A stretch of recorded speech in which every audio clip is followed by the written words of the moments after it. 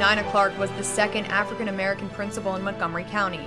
The Rockville native first started at segregated schools in the county before moving to her first integrated school at Hungerford Elementary. My family is 7 generations in Montgomery County. My grandparents were slaves in this county, and my family is still here. I'm just sort of tagging along, and I went to school. I've lived here all my life, except when I went to college, and that's the only time I was away from home. I came back home, and I applied for a teaching position, and I got my first grade in a segregated school here in the county, and I've seen it all, the segregated and the integrated and all kinds of schools, and I've been around. After I retired, I wrote a couple of books on the black history of the school system. We were all excited. I had no idea they were going to make me a principal. It was a school that was out of control, and they put me, I had never been a principal before, but I was put into the school and said, get this school in shape, get it back in order. And as I wasn't too happy about it, but I did, I went, and I stayed there a little over 5 years, and it became a very good school. What message would you give to people who are watching this on Martin Luther King Jr.'s day of recognition? What message would you give to people? I would say he's a martyr. He was a martyr, and he gave his life for what he wanted for us to be and what he wanted us to have. And we should never forget him. We should celebrate him and celebrate him because he did give his life. Like Nina Clarke, Curtis Rawlins had an impact on Rockville's youth. As the coach of women's softball team the Heartbreakers and a professional boxing coach, Mr. Rawlins has seen how organized sports can make a positive impact on young people. The legacy of Dr. King also has special meaning for Mr. Rawlins. Well, his days were about everybody being on the level field. Everybody had the same chances, do the same thing with equal, with no unbalanced. And a lot of our kids are seen in school, some of them don't have that chance. They have a tendency to still be a little unbalanced and not level, even though during his legacy, he was trying to bring everything up level. And that's what I like about it. One thing, I like the underdog, because I want to bring the underdogs up to the big dog, so everybody be equal. I like to see kids and young people do things, and we have too many kids wandering around with nothing to do. They have too much time on their hand where they have a tendency to stray a little bit, get in trouble for excitement. By having some kind of sports activity, they'll take some of that time away from it. They don't have time to be mischievous, because they say our mind is a devil workshop. So I try to find something for kids to do. One of the lives that Mr. Rawlins helped to shape was that of Anita Branison. Hailing from Rockville's Lincoln Park, Anita reflects on how the Heartbreakers affected her life and what has changed over the years.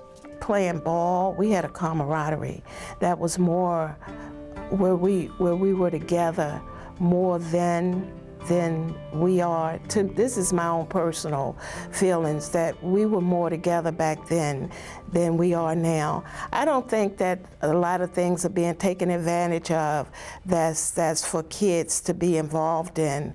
There was a lot more apparent involvement. We were young parents when we started playing ball, and we always had our children with us, and to let them know that there was always something to do and to keep busy.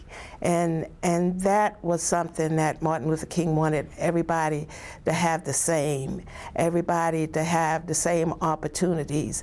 And it had to start from home. It had to start in the communities.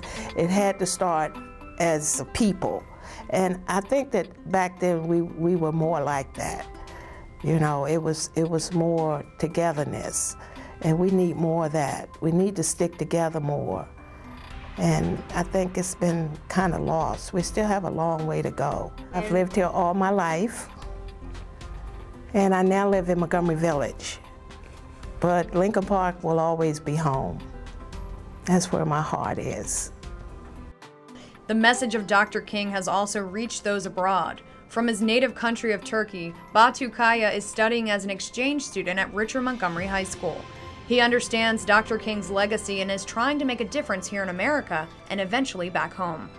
Well, his message is really important because it's about equality.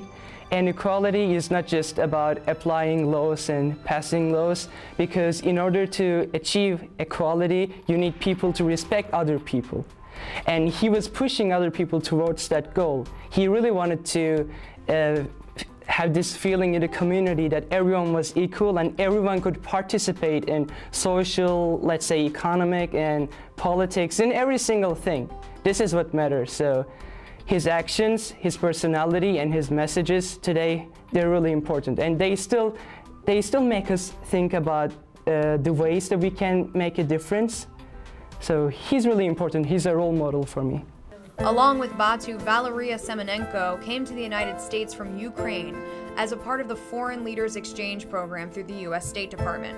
Valeria has learned lessons in the States, which she plans to take back to her native country. When you're an exchange student, you bring bridges between your country and America.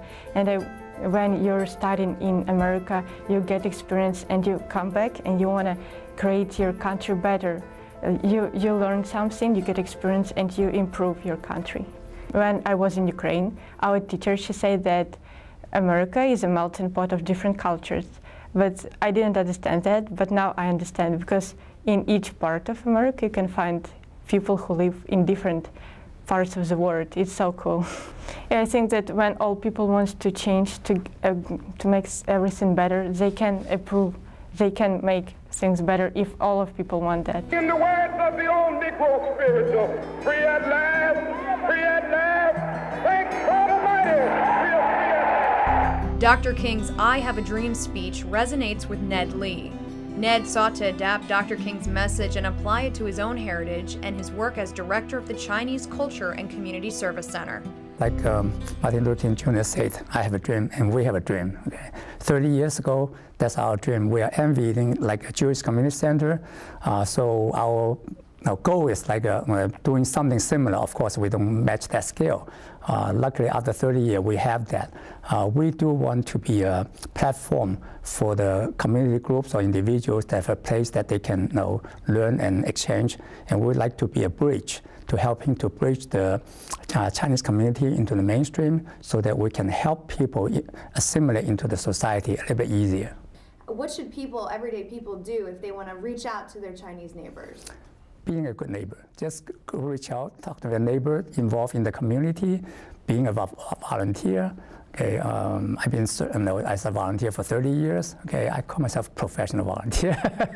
But it doesn't matter really, doing every step, everything. No, just go out and reach with different subject variety, diversity community, which actually is the best thing in the world, I would think. While we gather as a community to remember Dr. King today, we can carry out his legacy every day. Well, I believe being a global citizen is really important because no matter what country we are from, we all live in the same place. We have the same feelings, we have the same problems, but we need to take action to make a difference. So this whole exchange program pushed me towards this, intention of making a difference for the world. So I was like, yeah, this is your time. This is your 1 year to make a difference. Be yourself, be a part of the community, be involved, and so many ethic around here, and that, like I said, that is a really chance for you to learn about the war in a small scale.